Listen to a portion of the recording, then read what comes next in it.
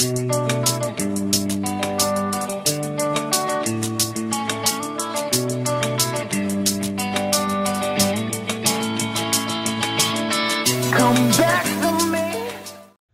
YouTube, selamat datang kembali di channel Mr. Konjak. Pada kesempatan kali ini, dalam video ini kami akan coba untuk membahas terkait suatu hal yang mungkin berdasarkan pengalaman kami ini ya, berdasarkan pengalaman kami di mana budidaya porang yang kami lakukan ini kami tanam dari bibit katak seukuran 200 butir, sekitar 200-an butir per kilo. Dan setelah menjelang 4 bulan sejak masa tanamnya ya, tumbuhnya seperti ini ya pemirsa, dapat dilihat kondisinya seperti ini. Pembahasan kali ini itu bermula dari rasa penasaran saya di mana dalam pohon porang yang ada di lahan kami ini itu muncul tunas seperti ini nih. Bukan tunas ya, lebih tepatnya itu pohon seperti ini. Awalnya ini kecil ya, ini kan keriting. Awalnya dia sangat kecil. Ini kan pohon dari tunas ketiga ini ya, sudah pada tumbuh atau bermekaran pohon dari tunas ketiga. Ini juga pohon dari tunas ketiga. Kemudian setelah ini tumbuh dan mulai mekar, ini dia muncul pohon lanjutan. Dia tidak berbentuk tunas ya, tidak seperti pada umumnya di mana pohon itu ketika akan tumbuh didahului oleh tunas dulu yang muncul ke atas. Tapi ini dia langsung muncul pohon yang bentuknya keriting seperti ini dari pangkal pohon tunas ketiga. Tiap muncul tunas baru di mana tunas tersebut sudah mulai bermekaran ya daunnya, pasti di lahan kami ini muncul pohon seperti ini nih. Kecil dia tadinya mengkurut gini, terus lama-lama semakin besar dia, dan jadinya keriting seperti ini. Awalnya kami penasaran, kok ini seperti tidak biasanya, karena kami juga kan sering nonton YouTube ya. Teman-teman yang lain kan juga banyak yang berbudidaya porang, tapi kami belum pernah melihat kondisi yang seperti ini. Jadi kebetulan kami ikut ada masuk di dalam grup porang, lalu kami juga ada menyampaikan pertanyaan terkait hal ini di dalam grup. Kemudian ada jawaban dari saudara kami ya, dari Kang Satria.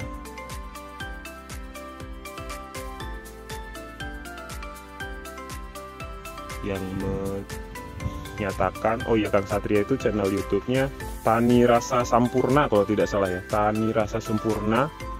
Kayaknya udah ganti nama channel lagi nih Kang Satria, Tunas Muda Sempurna kalau nggak salah ya sekarang nama channelnya.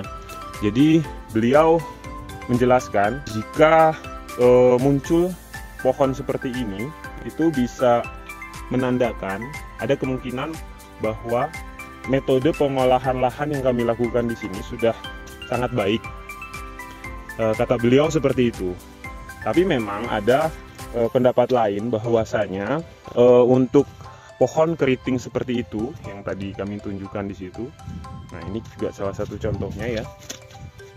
Ini salah satu contohnya, merupakan pohon terakhir yang tumbuh dan menandakan sebentar lagi masuk masa dorman. Tetapi yang kami alami itu terjadi pada tiap tunas ya. Tiap tunas, ketika tunas itu mulai bermekaran, pohonnya, daunnya bermekaran, muncul pohon keriting seperti ini. Kemudian dilanjut lagi, dia tidak dorman. Jadi atas kondisi atau peristiwa tersebut, kami coba untuk menyimpulkan ya. Mungkin benar ya kata Kang Satria itu, bahwasanya untuk orang yang ditanam kemudian tumbuh, kondisi pohonnya tumbuh pohon lanjutan yang tanpa tunas dan bentuk keriting seperti ini, bisa jadi memang salah satu faktor yang menunjukkan bahwa pengolahan lahan di tempat atau di suatu lahan itu berlangsung dengan baik dan efektif ya. Ini kami bukan maksud kami untuk kami paling baik, itu tidak. Cuman kalau kami pikir-pikir setelah kami menerima penjelasan dari Kang Satria itu, kami pikir-pikir ada benarnya juga. Kenapa? Karena kita kan tahu ya bahwa pohon pada porang itu kan sebagai media untuk memasak makanan, dimana hasil cadangan makanannya itu nanti kan jadinya umbi atau jadi kata seperti itu ya. Semakin banyak pohon yang tumbuh, semakin banyak juga dia memiliki dapur untuk memasak. Logika kami sih seperti itu. Jadi ketika dalam satu bonggol pohon porang seperti ini, karena banyak yang kami temui, yang kami lihat di YouTube itu agak jarang kami melihat, bahkan belum ya, kami rasa belum pernah melihat pohon porang yang seperti ini. Jadi ini pohon berapa ini ya? Pohon ketiga. Kemudian dia muncul pohon penyertanya. Ini kan pohon kedua nih. Ini pohon kedua. Kemudian muncul pohon yang keriting itu di penyertanya dari tunas kedua. Ini pohon ketiga. Tapi dia bentuknya agak keriting juga nih. Tapi ini dari tunas ya. Karena ini ada bekas tunasnya seperti ini. Selubung tunas yang kering, tunas ketiga ya, tunas ketiga yang kering. Kemudian dia muncul di sini pohon keriting lagi untuk pohon lanjutannya tanpa tunas, dan bahkan di sini muncul lagi nih pohon tanpa tunas bentuknya keriting lagi. Ya ini baru tahu juga ini saya seperti ini. Normalnya kan seperti ini nih. Ya yang umum ya, yang di lahan kami ya. Ini pohon kedua, ya kan? Pohon kedua, ini penyertanya yang keriting itu.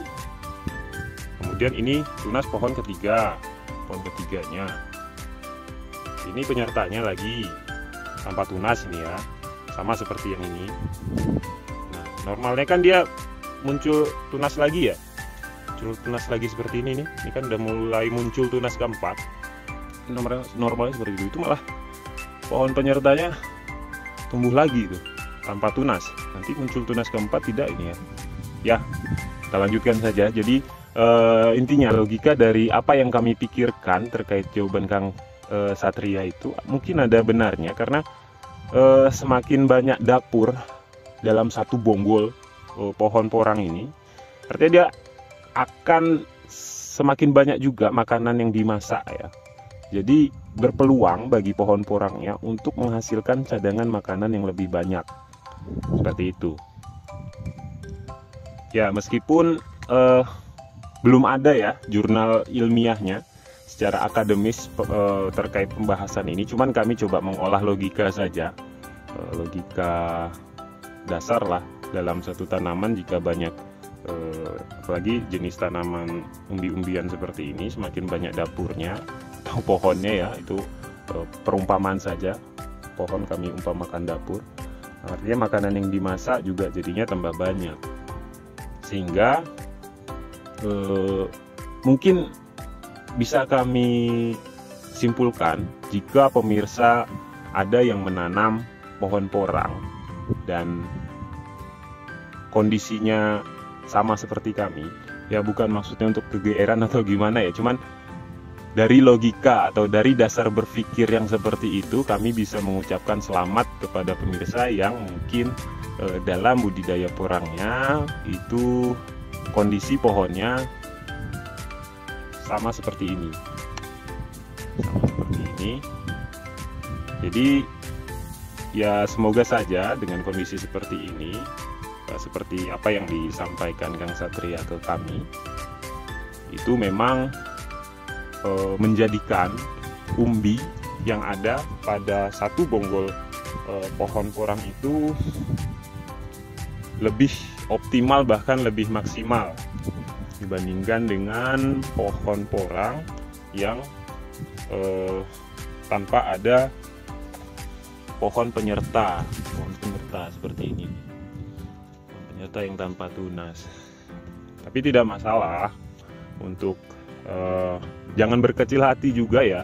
Ini saya kan juga bukan ilmuwan yang bisa memastikan ya. Mungkin saja saya bisa salah, cuman dari seperti yang tadi saya sampaikan, dari logika berpikir saja.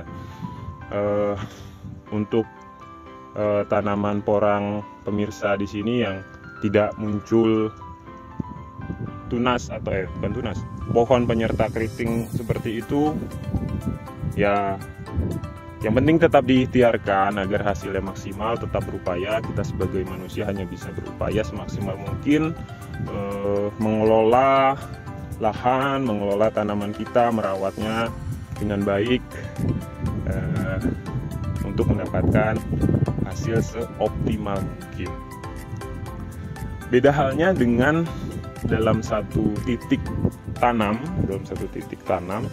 umpamanya satu lubang. Saya juga ada contoh ya, ada contoh di mana satu titik lubang itu kemeruyuk untuk pohon yang tumbuh seperti ini.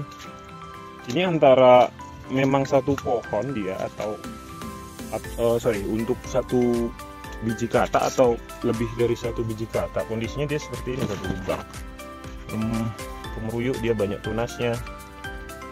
Ini satu lubang ada berapa ini? 1, 2, 3, 4, 5. Ini bahkan udah ada yang dorman ya. 5, 6, 7, 8, 9, 10, 11. Ini mau muncul 12. Ini kayaknya ada 2 bibit ya. Jadinya 2 umbi mungkin ini ya. Ini bahkan udah ada yang dorman. Ada 12 batang yang tumbuh dalam satu titik seperti ini.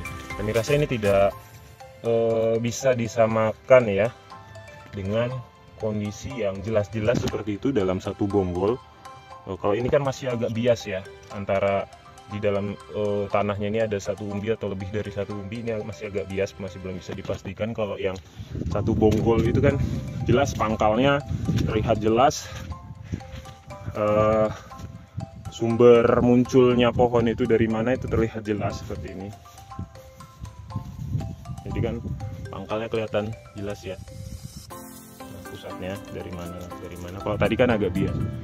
Nah kalau itu mungkin dalam satu titik tanam itu terdiri dari lebih dari satu mungkin ya. Ini kami kan belum membuktikan. Kalau ini ya jelas ini satu bonggol. Tapi memang juga tidak merata ya. Tidak seluruh pohon porang yang ada di lahan kami ini itu tumbuh pohon penyerta seperti itu. Ada juga yang tidak tumbuh pohon penyerta. Contohnya ini ya salah satu contoh. Ini pohon dari tunas kedua, dia tidak ada pohon penyertanya ini. Ini juga tidak ada tanda-tanda untuk pohon penyerta, malah tanda-tandanya langsung tunas ya. Ini mau muncul tunas keempat, ini kan dari pohon ketiga.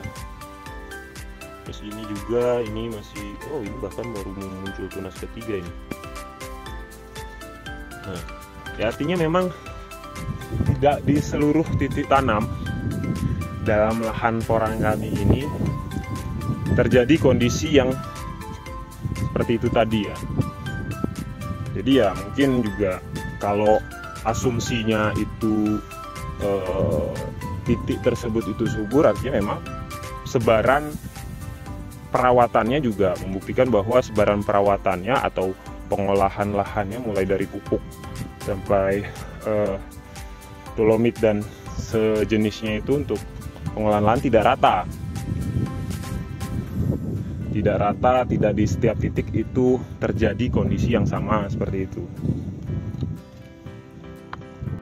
Baik pemirsa, di sini untuk di bagian lahan yang lahan kami di lahan sawah petaan bawah seperti ini, itu cenderung lebih sangat sedikit ya kami temui untuk kondisi pohon yang muncul, pohon porang yang muncul, pohon penyerta yang keriting itu sangat sedikit. Mungkin jika ada 1-2 lah, seperti ini ada mungkin 1-2. Makin bawah itu juga artinya tidak merata, tidak sama seperti yang di atas ya.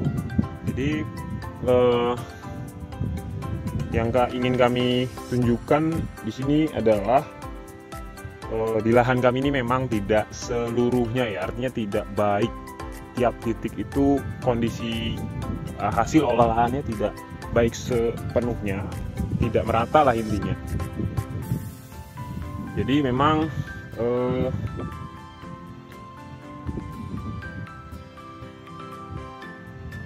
sekali lagi kami sampaikan ya di sini, apa yang kami ucapkan di sini bukan untuk bermaksud kami ini paling bagus atau paling baik, itu bukan. Semata-mata hanya ingin menunjukkan bahwa ada loh, sepertinya ada loh parameter atau tanda-tanda yang menunjukkan bahwa dalam penanaman porang itu, jika dalam kondisi pohonnya seperti ini, jika kondisi pohonnya seperti ini, oh itu menunjukkan bahwa olahannya baik atau apalah yang baik-baik seperti itu. Sama sekali tidak ada niat atau maksud dari kami untuk menyombongkan diri, karena memang terus terang kami tidak punya alasan untuk menyombongkan diri. Dan ini pun kalau bukan dari kehendak Tuhan juga pastinya tidak akan seperti ini ya. Makanya saya pun tidak berani untuk menyombongkan diri, karena saya takut juga kalau Tuhan bilang, ah sombong kamu, tiba-tiba ini diputarbalikkan oleh Tuhan menjadi ya hal-hal yang tidak mengenakan lah bagi kita. Makanya saya tidak berani untuk menyombongkan diri seperti itu. Semata-mata semua ini merupakan kehendak dari Tuhan Yang Maha Esa ya. Kita hanya bisa meneliti, menganalisa sifat-sifat yang ada pada pohon porang kita dan mempersiapkan lahan semaksimal mungkin. Dan itu yang bisa kita upayakan. Jadi tidak ada rasanya alasan atau dasar kita untuk sombong. Itu tidak ada, menurut saya sih seperti itu. Karena kita cuma hanya bisa menganalisa, yang menetapkan juga dan menentukan ya Tuhan Yang Maha Esa ya. Ini yang tidak pakai mulsa ya. Jika kami lihat hampir tidak ada yang tumbuh pohon penyerta yang keriting seperti itu ya, hanya tunas pohon, sudah muncul tunas baru, pohon lagi, seperti itu saja ya pada umumnya lah. Tidak ada muncul atau terjadi kondisi yang seperti di atas tadi. Ada pohon penyerta keriting, pohon yang tidak pakai mulsa, hampir tidak ada ya terjadi di atas. Baik pemirsa, di sini kami menemui satu pohon porang yang unik ya, baru ini kami temui. Ini dia kataknya tumbuh sampai ke bawah pemirsa, sampai ke bawah pohon. Dapat dilihat ya di sini ya, tuh.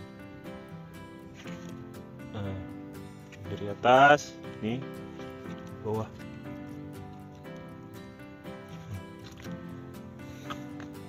Unik ya pemirsa. Mungkin itu saja pemirsa yang bisa kami sampaikan. Meskipun pohon porangnya itu tumbuh seperti ini, ya kami sementara ini menganggap ini subur ya, tetapi tetap kita tidak boleh lalai, artinya tetap harus melakukan perawatan seoptimal mungkin. Jangan sudah merasa ini subur ya udah dibiarin aja, nggak dirawat. Seperti itu ya sama aja bunuh diri itu namanya. Yang penting kita tetap ikhtiar, tetap terus. Ini kan masih belum finish, masih bergulir terus ininya, istilahnya kalau bisa diibaratkan pertandingan masih berjalan terus. Kita tetap fight, berupaya melakukan perawatan seoptimal mungkin, bahkan semaksimal mungkin, agar apa yang kita upayakan itu bisa memberikan manfaat yang berkah lah intinya, seperti itu. Dan juga kondisi seperti ini kami tekankan lagi, ini berdasarkan pengalaman kami ya, yang menanam dari bibit katak sekitar ukuran 200 butir per kilo. Kalau untuk kondisi di bibit umbi itu kami tidak berani bicara karena kami juga belum mengalaminya seperti apa. Mungkin kalau teman-teman ada yang sudah mengalami mungkin seperti kami, atau bisa dipastikan itu kalau dari umbi tidak ada pohon penyerta seperti ini yang tanpa tunas, mungkin bisa disampaikan di komentar. Dan hari ini juga beda dengan kemarin ya, kemarin terik cuacanya ini dari pagi sendu mendung seperti ini, sangat kontras cuaca hari ini dengan kemarin. Baik, sekian saja dari kami, semoga video ini bermanfaat. Jika tidak bermanfaat ya biarkan saja, ambil manfaatnya aja. Sekian dari kami, salam Mr. Konjak.